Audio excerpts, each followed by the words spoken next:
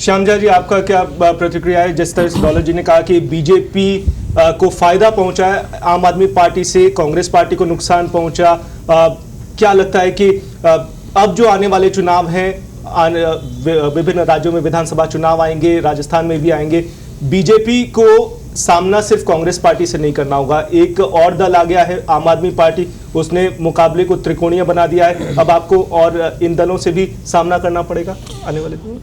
देखिए, मेरा मानना यह है कि जिस प्रकार से भारतीय जनता पार्टी ने एक अभियान चलाया था कांग्रेस मुक्त भारत, तो उसमें आने वाले समय में राजस्थान और छत्तीसगढ़ में जो चुनाव है, दोनों राज्यों से भी कांग्रेस साफ हो जानी है और दोनों राज्यों में भारतीय जनता पार्टी की सरकार बनेगी। और आने वाले समय में आम आदमी पार्टी जिस प्रकार से बोलते हैं कि नरेंद्र मोदी जी का नाम लेते हैं, अमित शाह जी का नाम लेते हैं, आम आदमी पार्टी के नेता, आप केजरीवाल जी गए थे बनारस में चुनाव लड़ने मोदी जी के सामने, जमानत जब्त हो गई थी, मुंह लटका के ट्रेन से वापस आ गए थे। अगर इतने ही बड़ी इनको वो है, अभिमान है और घमंड है, तो दोबारा एक बार कोशिश करिए ना, जाइए एक बार बनारस में लड़िए चुनाव मोदी जी के लिए। आप इतना वो करते हैं कि मोदी जी से मुकाबला करने को, तो एक बार दोबारा कोशिश कर लीजिए, भेजिए केजरीवाल जी को, लड़ लेंगे चुनाव एक बार और, चैलेंज है आपको। देखिए सर, ये दोबारा जाइए, नहीं है, इसको ये तो बार-बार जनता का जनादेश कह सकते हैं। जनता मोदी जी प्रधानमंत्री हम एक्सेप्ट करते हैं, सुनिए, मोदी जी की अच्छी बातों को हम भी मानते हैं। उन्होंने सफाई अभियान किया, अरविंद केजरीवाल जी ने खुलकर सपोर्ट किया, उन्होंने योग दिवस का किया, अरविंद केजरीवाल जी ने खुलकर सपोर्ट किया। जो चीज देश को आगे ले जाएगी उसका सपोर्ट हम लोग करेंगे। ये तो व्यवस्था परिवर्तन राजनीति में हम चाहते हैं, इधर अभिमान की बात कहां से आ गई? हम तो सपोर्ट करते हैं अच्छी बातों में। अगर पंजाब की जनता हमें ला रही है, दिल्ली की जनता एमसीडी में हमें ला रही है, दिल्ली की जनता विधानसभा में हमें ला रही है, गुजरात में अगर 15-20% वोट शेयर मिल रहा है, तो इसमें अभिमान का आएगा। ये तो अच्छी बात है। अरे विश्वामित्र जी, आप बार बार जो बात करते हैं ना कि नरेंद्र मोदी जी के नाक के नीचे और अमित शाह जी के नाक के नीचे, ये सब बोलना छोड़ दीजिए, वहां कुछ नहीं है आपका। आप हिमाचल में जमानतें जब्त हो गई आपकी, हिमाचल में क्या हुआ आपका? तो सर उत्तराखंड में क्या हुआ? जमानतें जब्त हुई। गोवा में क्या हुआ? अरे बातें, ये ड्रामेबाजी वाली पार्टी है, ड्रामेबाजी वाली पार्टी है, ड्रामेबाजी करना है जानते हैं। केवल काम करेंगे 18,000 का और 18 लाख का विज्ञापन लगा देंगे और केवल और केवल बजने वाले ढोल है। आप कहना चाहते हैं गुजरात में जो 20% वोट मिले वो ड्रामेबाज जनता है? आप कहना चाहते हैं कि 43% यही ड्रामेबाजी है, यही ड्रामेबाजी है। अब मैंने बोला कि पार्टी ड्रामेबाज है, आप जनता को ड्रामेबाज बता रहे, यही आपकी ड्रामेबाजी है, व्यवस्था परिवर्तन की बात यही ड्रामेबाजी है आपकी। मानते हैं, स्वीकार करते हैं। आपको मैंने पार्टी को ड्रामेबाज कहा, आप जनता को ड्रामेबाज कर रहे हैं, ये ड्रामेबाजी नहीं है तो और क्या है? आदर सम्मान नहीं कर रहे हो सर, यही तो लोकतंत्र को आप लोग छिन-भिन करने की हरकतें करते हैं। चलिए, लेकिन विश्वामित्र जी, ये बात निकलकर सामने आई कि आम आदमी पार्टी की एंट्री से बीजेपी को फायदा हुआ है, कांग्रेस के वोट कटे हैं, कांग्रेस को नुकसान हुआ है, क्या मानकर चलें ये गणित जो लगाई जा रही है? मेरे आदरणीय बड़े भाई श्री दौलत सिंह जी ने बात बोली थी अभी, तो मेरा दौलत जी ने बात बोली कि विपक्ष थोड़ा सा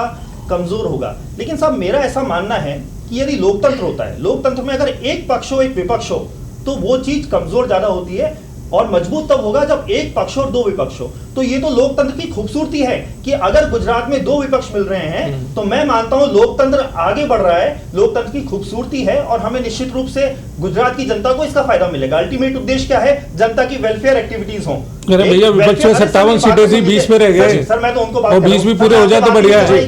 आप किस तरह की बात कर रहे हो? विपक्ष मजबूत कर रहे हो आप, तो मतलब वेलफेयर नहीं होगा मजबूत? ये विपक्ष मजबूत हुई है कमजोर हुई है? भाजपा गुजरात में 150 गजब का उदाहरण है आपका, गजब का आपकी कैलकुलेशन लोकतंत्र। कहना चाह रहे हो भाजपा 150 आ गई तो गुजरात का वेलफेयर नहीं होगा? मैं कह रहा हूं अगर विपक्ष है तो वेलफेयर होगा। लोकतंत्र के अंदर तो एक पक्ष और विपक्ष होने चाहिए, तभी तो लोकतंत्र आगे बढ़ेगा, वेलफेयर होगा, जनता के काम होंगे।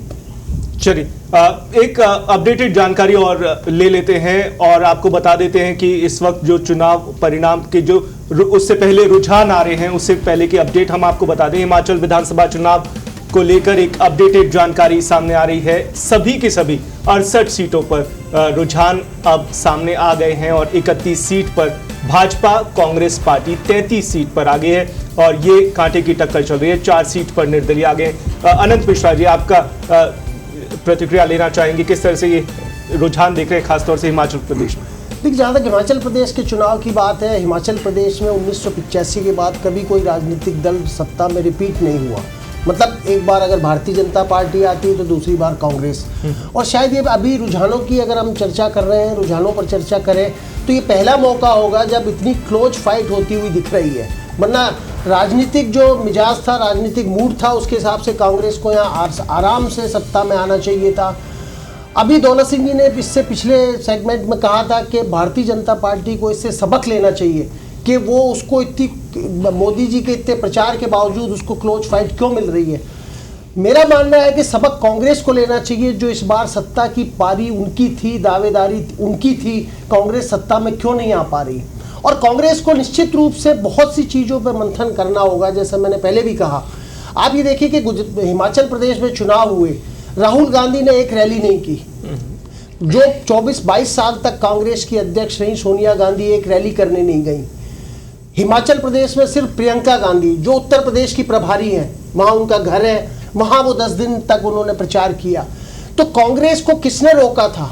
कांग्रेस के नेता कहते हैं कि मोदी जी गुजरात में क्यों इतनी रैलियां की। भाई, कांग्रेस को किसने रोका था चुनाव प्रचार करने से लिए? राहुल गांधी क्यों नहीं गए गुजरात में 10 रैली करने? हिमाचल में अगर राहुल गांधी जाते तो निश्चित रूप से शायद इससे जो आज परिणाम अपन रुझान देख रहे हैं, जिस पे चर्चा कर रहे हैं, या भारतीय जनता पार्टी इतनी फाइट दे रही है, उसके बावजूद अगर राहुल गांधी जाते तो शायद आज कांग्रेस के पक्ष में कुछ और परिणाम होते। आप अगर मेहनत नहीं करना चाहते और फिर दूसरी पार्टी को कहो कि ये भारतीय जनता पार्टी इतना प्रचार क्यों करती है, इतनी सीटें क्यों लड़ती है, लेकिन ये तो भारतीय जनता पार्टी और कांग्रेस की है। लेकिन निश्चित रूप से अगर भारतीय जनता पार्टी हिमाचल प्रदेश में सरकार में आती है, या मेरा तो मानना है कि अगर 34 सीटें भी कांग्रेस लेती है और भारतीय जनता पार्टी 32 सीटों पे आती है, तो जैसा इतिहास रहा है गोवा का, मणिपुर का, अरुणाचल प्रदेश का, भारतीय जनता पार्टी निश्चित रूप से वहाँ सरकार बनाएगी। ये ऐसा भारतीय जनता पार्टी के विपक्षी दल भी कहते हैं, क्योंकि आज ही आई है खबर कि विनोद तावड़े जी और कैलाश विजयवर्गीय जी वहाँ पहुँच चुके हैं हिमाचल प्रदेश में, और जो भी निर्दलीय हैं, जो बागी बीजेपी के जीत के आएंगे या जिनके जीत के आने की आशंका है, संभावना है, उनसे उनके संपर्क है। तो ये भारतीय जनता पार्टी कई मामलों में कांग्रेस उसका विरोध करती होगी। कुछ चीज़ें कांग्रेस को उससे सीखनी चाहिए, चुनावी मैनेजमेंट खास तरीके से, कि हर चुनाव को गंभीरता से लेना चाहिए। और मेरा तो कल के जो दिल्ली के नगर निगम के चुनाव के परिणाम आए, अगर भारतीय जनता पार्टी अपने आप को अंडर एस्टिमेट नहीं करती, अगर भारतीय जनता पार्टी को विश्वास रहा होता कि वो 100 से ज़्यादा सीटें जीतने जा रही है, तो शायद वो नरेंद्र मोदी जी की 4 रैली दिल्ली में भी करा देती, और शायद वो चुनाव परिणाम कुछ और होते। लेकिन चुनाव को गंभीरता से लेना चाहिए राजनीतिक दलों को, और जो गंभीरता से नहीं लेता है वो राजनीतिक दल को इस देश के मतदाता गंभीरता से कभी नहीं लेंगे। जी।